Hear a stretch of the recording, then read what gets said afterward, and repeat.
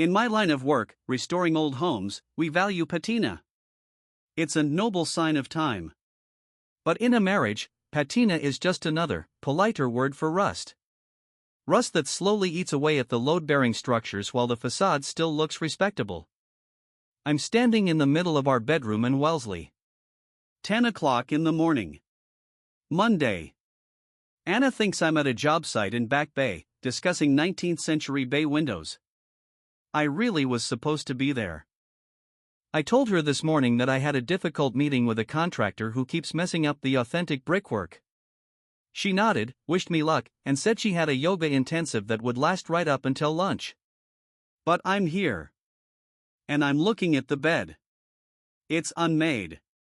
This isn't just messy. This is a red alert. Code red. Anna is an absolute perfectionist. She makes the bed even if we've overslept and are running late for a flight. She always used to say that order in the house means order in the mind. Apparently, her mind is in the same state of chaos as those tangled silk sheets. I get closer. 2 pillows. 2 deep impressions. One is hers, soft, down. The other is also down. My pillow is orthopedic. It's memory foam, and I've slept on it for the last 5 years because of my neck. This pillow, lying on my side of the bed, doesn't belong here. On my nightstand, there's a glass of water. Ice is melting at the bottom. I only drink warm water with lemon. Every morning, for about 10 years now. Anna knows this. Anna hated it, used to say it seemed like medicine. On the floor, by the bed, there are socks. Expensive ones. Dark blue silk. Anna only wears white cotton for yoga. I don't wear silk. I touch the sheet. It's still warm. I don't feel anger. Or shock. I feel what an inspector feels when he finds termites. I'm not furious. I'm working. As a restorer, I'm simply documenting the damage. I look at this mess and I understand, this isn't my home anymore. This is staging. An imitation of life, prepped for a sale. I pull a small digital recorder out of my jacket pocket. It's the second one. She found the first one last week. She accidentally dropped it into the blender while making a green smoothie. She said it was such a stupid, absurd mistake. She apologized so sincerely that I almost believed her. Almost. She found it way too fast. I'm smarter this time. I don't put it under the bed. I take my Swiss Army knife out of my pocket, open the screwdriver. In the corner, under the window, there's a white air vent. 2 screws. The metal makes a quiet squeak as I undo them. I place the recorder inside, on the cold metal of the duct, aiming the microphone toward the room. It will run on its battery for 3 days. Anna never looks at what's hidden. She only looks at the facade. I screw the grill back on. Nothing has changed. Order is restored. I leave. I need to get to my real job site in Back Bay before she notices my car has moved. You have to understand Anna. You really do. She's a comet. Bright, fast, leaving a burning trail behind her. And I'm the astronomer who should have just watched her from a safe distance. But I wanted to touch her. When we met 15 years ago, I was restoring an old library, and she was selling the lofts in the same building. She sold all of them in 1 month. She could sell ice to an Eskimo, convince him it was Arctic vintage. I was fascinated by her energy. I was fascinated by her hunger. I gave her the one thing she didn't have. An anchor. I gave her this house. I gave her predictability. I thought she needed it, something to push off from so she could fly. I didn't think she'd fly away. She changed these last 2 years. Her business exploded. She became the queen of Wellesley real estate. Cover of the local magazine. Her face on billboards. And me. I was still fussing over old woodwork, still arguing about the authenticity of a paint color. She started talking about expanding, about new horizons, about how I was buried in my past. She started coming home late, with the smell of wine on her lips that wasn't my wine. And she started calling me reliable. Reliable is a terrible word. It's the word you use for an old Volvo, just a second before you trade it in for scrap. The man who brought the down pillow and the silk socks into our house is named Ryan. He's a home staging specialist. That's what they call people who turn living homes into soulless hotel rooms. He's young. He wears skinny suits. He's the one who turns homes into assets.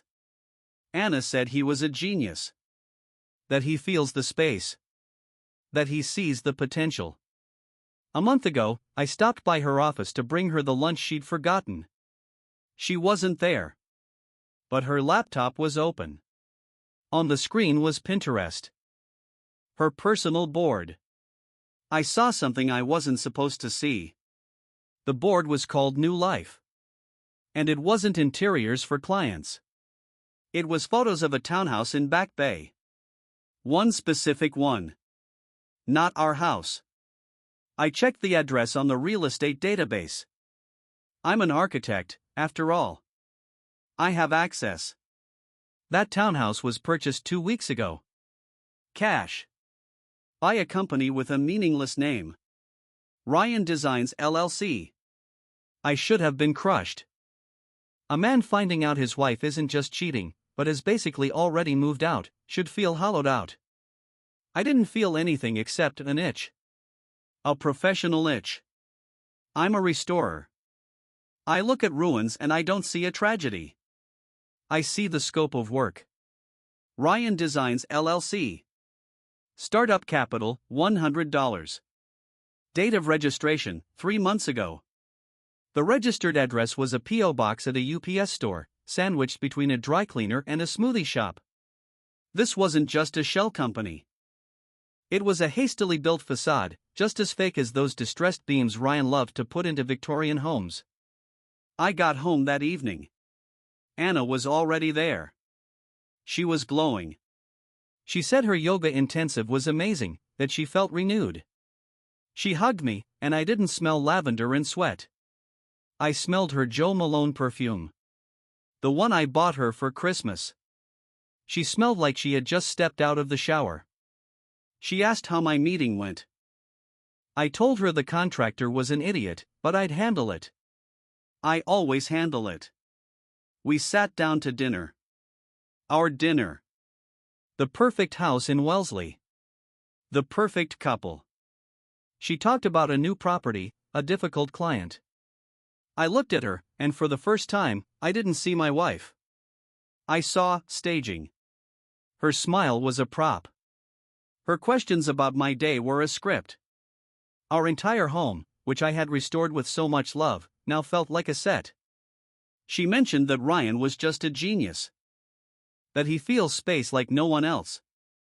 That he looked at my cherrywood library, the one I was so proud of, and said it was too heavy. He suggested painting it white. And Anna said that, honey, he might have a point. I said I would think about it. I didn't sleep that night. I waited until her breathing was deep and even. I got up quietly and went to my office. I wasn't just reliable. I was a silent partner in her Anna Wells Realty. My savings had been her startup capital. And, of course, I had full access to the books. I always handled the taxes.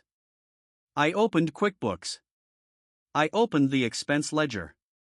And I saw it. I wasn't looking for hotel charges or restaurant bills. I was looking for Ryan Designs LLC. There it was. $10,000. 3 weeks ago. Staging consultation. $20,000. 2 weeks ago. Materials acquisition. And then, 3 days ago. $50,000. Full redesign package. This wasn't hiding. This was robbing. They weren't just sleeping together. They weren't just building a new life. They were systematically, brazenly, draining my money. My investment. My reliable foundation. The affair was just a bonus. A cover story. The real goal was my work, my reputation, my money. They weren't just cheating on me. They were embezzling from me. I closed the laptop. The itch was gone. Now, I felt cold. The same cold I feel when I take on a hopeless project. A surgeon's cold.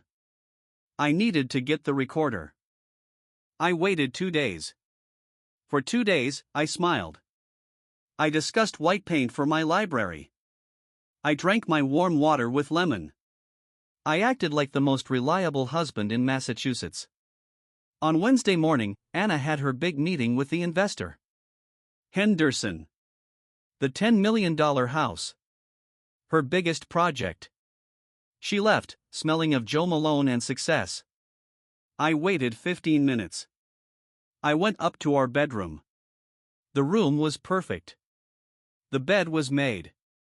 Not a speck of dust. Staging. I went to the air vent. I undid the screws. My heart was pounding like I was breaking into my own house. I reached my hand into the dark, dusty opening. The recorder was there. The little red light was blinking sleepily. It had recorded everything. I didn't listen right away. I went down to my basement. To my workshop. My only real place in this house. It smelled of wood, varnish, and truth. I sat down at my old workbench. I put on my work headphones, the ones I use with the circular saw. They block out all the external noise. I picked up the recorder. It was warm from my hand. I wasn't an astronomer anymore. I was an archaeologist who had just found the black box at the crash site of his own life. I pressed play. At first, just silence. The background hum of the house. The sound of the refrigerator from the first floor. A distant car horn. Then, a rustle. Silk sheets. The creak of the mattress. I was waiting for whispers. I was waiting for moans. I was waiting for the cheap, common recording of a betrayal. Instead, I heard laughter. Anna's voice. Clear, bright, like a bell. She was saying that he was an idiot. She was sure that I, her husband, was at the job site in Back Bay and wouldn't be back until 6 o'clock. She said I was too predictable. Then, his voice. Ryan. Soft, smooth, like cheap cashmere. He argued that I wasn't an idiot. I was just reliable. He said that word like it was a curse. Like reliable was a synonym for neutered. They laughed at my Volvo. They laughed at my lectures about the importance of original brickwork. They laughed at me. And that wasn't the worst part. The worst part came 3 minutes later. When a third voice joined the recording. I knew this voice. Low, with a rasp. Powerful. The investor's voice. Henderson's voice. He was in my bedroom. He was there with them. I froze. My brain was frantically trying to put this puzzle together. Was this some kind of orgy? But Henderson wasn't talking about sex. He was talking about work. He told them to stop, called them kids. He asked Ryan if the payment to the supplier had gone through. Ryan replied yes, that Ryan Designs had confirmed receiving the transfer. Then Henderson turned to Anna. He told her to make sure her husband, meaning me, was kept busy. Busy and happy. So that I wouldn't ask questions. Because, as he put it, they needed me to sign the final acceptance forms. He needed my name on the documents. I was sitting in the freezing basement, but I wasn't sweating. I wasn't listening to a recording of an affair. I was listening to a meeting. A meeting about how to use me, held in my own bed. I stopped the recording. I rewound it. I listened again. Henderson. Anna. Ryan. My top client. My wife. Her lover. I opened my laptop. I wasn't looking at QuickBooks anymore. I opened my project files. The files for that very $10 million Henderson house. I was the restoration architect on that project. My job was to ensure authenticity. Henderson had insisted on using special, antique beams made of rare wood, supposedly brought in from a dismantled estate in Vermont. I was responsible for authenticating them.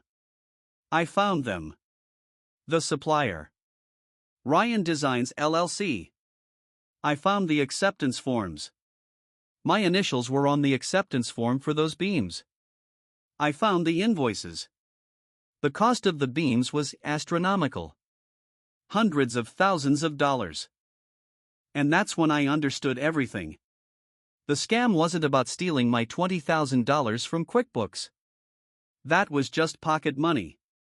The scam was my name. Henderson wasn't Ryan's victim. Henderson was the client. The three of them were laundering millions through this construction project.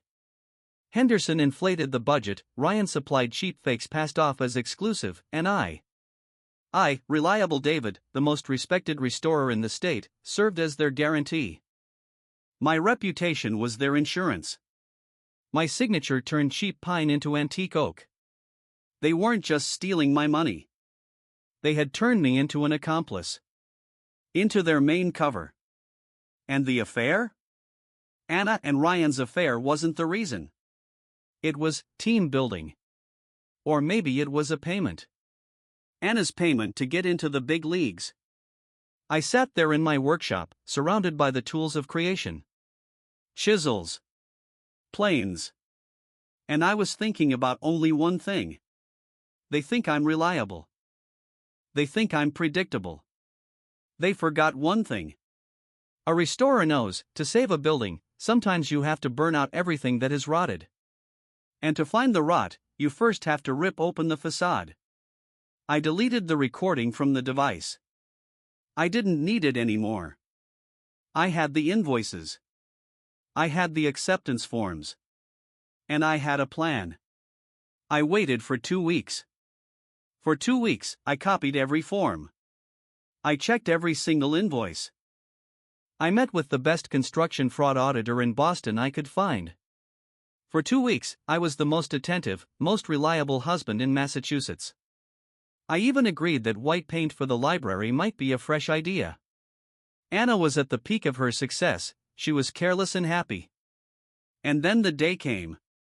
The open house. This wasn't just an event. This was her coronation. Henderson's $10 million house. Boston Architectural Digest was there. The mayor of Wellesley. The champagne was flowing like water. I arrived at 3 o'clock in the afternoon, right at the peak. I walked in. I wasn't wearing a suit. I was in my work clothes. Heavy boots covered in dust from a real job site, a canvas vest, and a hard hat in my hand. In this world of silk and cashmere, I looked like a vandal. Anna saw me and went pale. She slipped through the crowd. Her smile was glued on, but her eyes were shooting daggers. She hissed at me, asking what the hell I was doing here. She said I was embarrassing her. She demanded that I leave through the back door. I ignored her.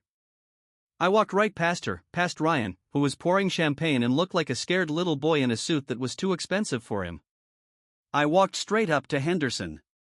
He was standing in the center of the room, surrounded by investors, shaking the mayor's hand.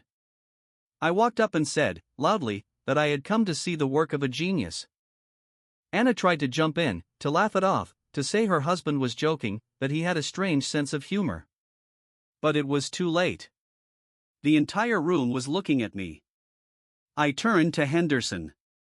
I told him that as the restoration architect for this property, I was seeing serious, I would even say critical, structural problems. The silence was absolute. The mayor slowly lowered his glass. Henderson laughed. A fake, loud laugh. He said, "David, you must be overworked, have some champagne." Ryan tried to grab my elbow. I shook him off.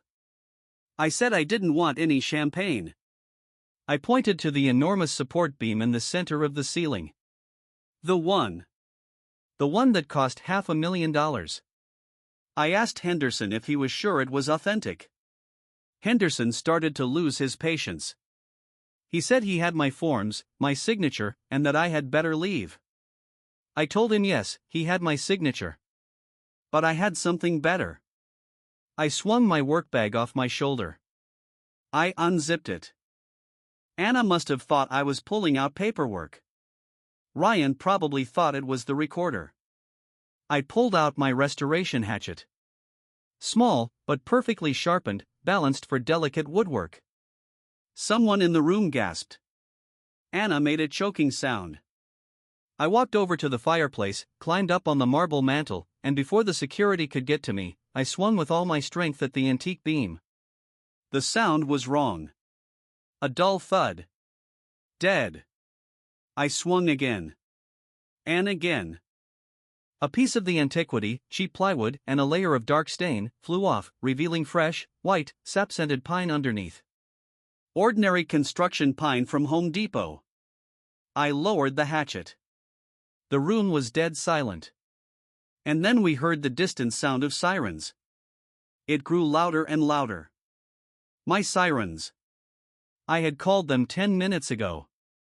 Anna was staring at me. There was no fear in her eyes.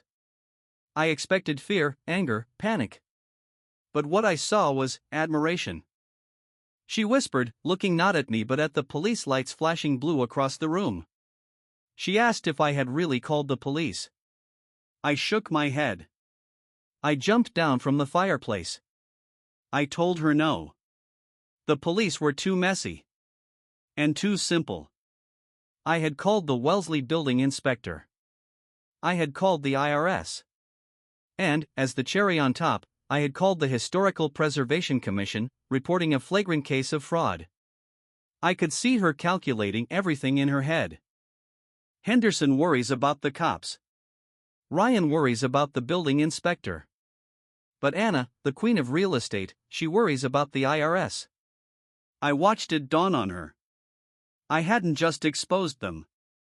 I had implicated all of us. My name. My signature. My reputation. It was all on those fake forms. I was drowning. And I was taking every single one of them down with me. The chaos found a structure. It took the form of an inspector in a red hard hat, loudly citing building code violations and taping a stop work order to Henderson's front door. It took the sound of dozens of smartphones, no longer filming a luxury life, but filming the scandal of the year. The mayor of Wellesley evaporated, as if he'd never even been there. The guests scattered. Henderson didn't yell. He deflated. He sat down on a designer sofa that was now evidence, just staring at the floor while his lawyers screamed at someone else over the phone. Ryan was crying. Actually crying, with sobs. He was sitting on the stairs, head in his hands. He didn't look like a predator, he looked like a kid caught shoplifting. He was just a tool. A cheap, disposable one. And Anna. She wasn't crying. She wasn't yelling. She walked toward me through all that chaos, like she was taking a stroll in the park. She came right up to me, still holding the hatchet, and she fixed the collar on my dirty canvas vest. She said I had always been the best one. That I was right. That they were all just a shell. She said she knew it. She said she was just waiting for me, finally, to see it. I looked into her eyes. I didn't understand. Was she coming back to me? Was she on my side? She smiled. The same smile she used to sell those lofts. She said that now we had nothing, David. We were clean. We could start all over. She kissed me on the cheek. A cold, dry kiss.